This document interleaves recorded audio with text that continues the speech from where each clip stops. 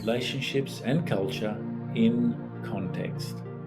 I'm your host, Grant Tulloch. Welcome to the 7 Colours of Freedom, New Vision, New Future, from Tully Vision. We've touched on before about what it is to be the true you. There is a true you that is based in the spirit, and there's conditioning, and that conditioning is based in thought and time, in institutions, based in how do we keep them dumb. And there's a reason for that, because people in power don't want to lose that power. People in their naivety think that other people are, generally speaking, like they are, generally good people trying to work their way through life. Yet, of course, we have the opportunity to take responsibility and do our own research and really find out what is truly going on with the human condition. And when we do that, what we discover is that when it's pulled into the narrative of a cycle without the balance of the true inner connection, the spirit of who you really are never flows into the family tribal identity. So the family identity and the sexual identity is corrupted away from the true spirit of who you are. And this affects your personal identity, and so it divides and destroys relationships before they ever get a chance to really get to know the discipline of going within every day. We discover a balance within, and that's the spirit. When we trust that inner balance, there is a spirit that we know is more important than the physical world. Instead of being drunk, in a sense, on the physical interactions of the cultural narrative, we're in love with the spirit that animates life itself. And by going back to the primary, we are more in touch with that which is holding space for the emotional trauma of our past. Because this emotional trauma is the subconscious mind pulling us back into the narrative of red, maybe getting to green, getting some sort of balance, but of course pulling us back to the cycle of red to green. And so the gears of the mind start turning, yet when we're disciplined in knowing that every day we must be in that alignment every day from the vertical, bring that spirit in to our daily affairs. And when we don't have this connection to the spirit, we divide and we destroy relationships. And so how can you be in the world and not of its deceptive influence? Well, right there you can see we're in it from red to green. And look at the strength of the me condition. You can see the me is so influenced in those first 7 years by a family narrative, or the 5 people that had most influence, and the friends and the cultural narrative in yellow. We can see the strength of it. And what lies within that narrative is a victim and perpetrator, black and white structure. So how does the victim and perpetrator narrative play out in your world? Because I think we all can relate to what it is to feel like a victim. And we don't like to admit that we've been a perpetrator, but probably more often than that, there's a thing called the Dunning-Kruger effect. And it relates to how the human condition generally thinks it's a lot smarter than what it is. And because we're in that survival mode, we like to think we're better than what we are because it's a survival mechanism to help us overcome the challenges in life. And we conveniently forget the times where we've been a perpetrator to other people. Yet we're pretty quick to pick up on the narrative of any memory of being a victim, because that serves us. So the victim in our culture is served by who's got the greatest victim story, gets the most attention. And so the question here is, are you ready to forgive your mother or father? If so, why? Or why not? Because we are the combination of the mother and father archetype. So instead of taking this as your personal mother or father, see it as an archetype. The mother archetype is of the world. Born of the physical earth, we return to the earth. We're not here to create a loop circuit of being born and returning back to do it over and over again. And in that question, if we're really genuine about that, then what arises is an answer. And that answer is simply saying it's time to recognize that when we forgive the parents that have brought us up and did the best job they knew how, we're letting go of the spirit of the physical world, and we're opening up to the spirit of the eternal. And when this permeates into our being, we can see into the family, cultural, tribal conditioning, where the parents' patterning is no longer what we repeat, because we can see it for what it is. It's the universal love, God's love, awareness, whatever that means to you, is where true love comes into the world. We're starting to contemplate the pattern of our own life and how in some ways it's repeating our parents in some way. So this release method that we go through in this program is continually here to support what it means to go back and release these traumatic times in your life and free yourself from that old pattern. The loop of resentment and anger can be seen as a part of that entity. And you are now seeing it for what it is, from the blue, indigo, violet, from this beautiful internal victory that in this program you're learning to access this every day. And so, are you waking up from this perspective each day? And as you wake up, can you bring that clarity of vision into the story below? Isn't that incredible to think that that's what you're here doing? That's a miracle. That's like doing the impossible, because there's nobody up there to do it. Just absolute faith that you are already the spirit that comes before the identity below. And so the yin-yang symbol, and this is a lot of times we don't really understand the yin-yang. It's the two opposites. And that third element, the dance between the two, is what gives it the power of not being one or the other. And so the yang represents creativity, warmth, heat, light, non-duality. And this is characterized as masculine. Yet when we look at how masculinity is portrayed in culture, it is toxic masculinity. And so it is put down and it is conditioned to be seen as being weak and subordinate to what the culture now says is the time of the feminine, which is yin. And so yin is there to balance yang. The two are meant to live together in harmony.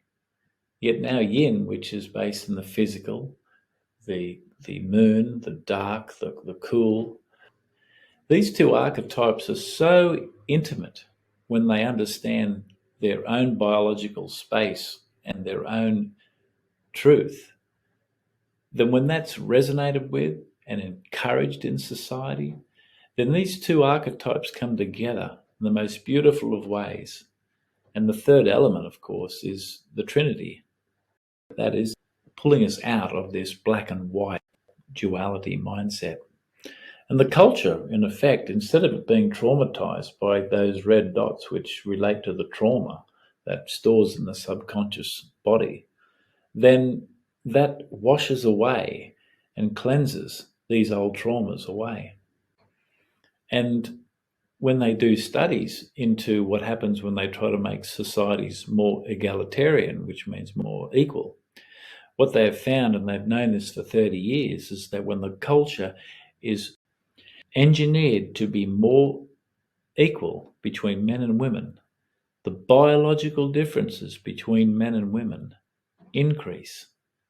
So the more we mess with social programming and thinking that we can make it equal, we're trying to engineer culture based on red to green thinking. To be in the world and not of it is to be in the world that is stuck in an old cultural narrative, yet the truthful speech and clarity of vision now has a chance to come into the world. And so this is where we can really find the balance of truth, which is the love that is of the transcended realm, and the freedom that that brings in, the free expression of that love now, because we recognize that we cannot fix something that is in a cycle below. So when this truth, love, and freedom becomes stagnant or over-controlling, The beauty of the yin is that it needs new ideas and innovation, and to keep it in balance, because sometimes we do get stagnant and over controlling. And so this brings in the destructive element of the yin yang, to find the balance once again in those two aspects, dancing and finding balance. And so in the negative, that truth, love, and freedom, when it's not honored, darkness comes into the world. And when darkness comes into the world, evil, which is the word live spelt backwards, right now, people don't really know and trust living, because their freedoms have been taken away, because their love and their truth and the ability to speak it has not been honored. So because we've ignored it, now darkness and evil has come into the world. And so when we're caught in this cycle that divides men and women, how do we get out of that cycle? Because it feeds off the idea that my identity is actually part of its creation. So like a jellyfish, it just feeds off the energy of doubt, resentment, anger, fear, anxiety. And so you're either feeding it or you're in touch with the truth, the love, and the freedom. Then we're really awake to this entity that is holding man and woman in this cycle below. And so when we are seeing and overcoming matters, we are gaining a sense of achievement every day. There is understanding. There is inner standing. We know where we stand. So just to conclude, referring back to our exercise book, not many people ever really follow through on what it means to forgive the mother and father archetype. We usually go back to the me, or the personality, saying, oh, you're talking about my mother or my father. And it's so quick. It's like quick draw McGraw. It pulls a gun and it says, no, that's too much. So if this is too much, then don't do this exercise. Just recognize, just tell the truth. The honesty is all you need in this. Yet if you feel that you're ready to be honest about it and to approach this aspect, then what you're really simply looking at is the archetype of the world, which is the spirit of the mother, which relates back to the me, which is the physical things that matter to us, which is all our relationships have mattered to the me. And we've got thousands of years of inherited conditioning in that. And so only when you're ready to be honest about that archetype, then let's approach that and recognize that to forgive the mother is simply to forgive the way we have all been conditioned in the matters of the world, and it's always in the ego condition. So we can see how we're all the same in this understanding. So the mother archetype is always the hardest, because the spirit of the mother goes into the child, and that spirit knows that it doesn't want to end its life. So the scariest thing we ever have to do is usually to approach the mother about forgiving her for a lot of the resentment and anger we can carry into adulthood. And when we look at the archetype of the father, what you usually find is that the father hasn't overcome his mother, the matters of his past. So you can understand that if you don't feel fear or anxious about this, then you're really possibly not getting it. Because I remember when I first approached my father, because my mother, when I realised this, had already passed, I realised that I was role-playing the part of myself that didn't really want to offend my father. Once again, I didn't realise that I was overcoming a spirit. So I still, at that stage, it was only a few years ago, I still didn't have the maturity to recognise that I was overcoming the spirit that was still living within me.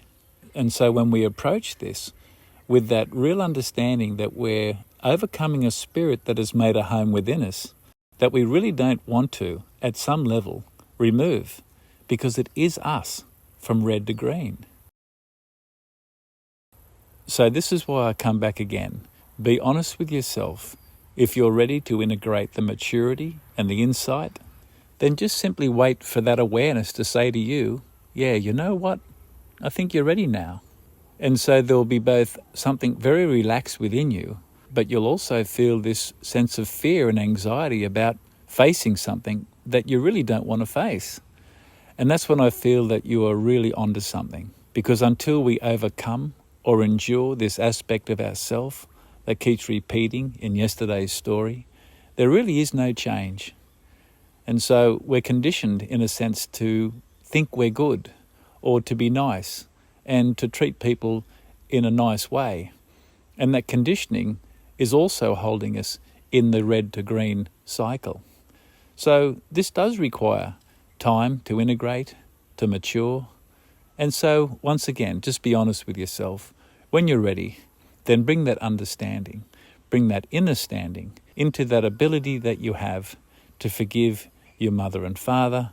And if you'd like to even do an empty chair process, whereby mum and dad may have passed on, whereby you're having a conversation with them and really sincerely letting them know that you forgive them for the resentment and anger that you've carried through into adult life.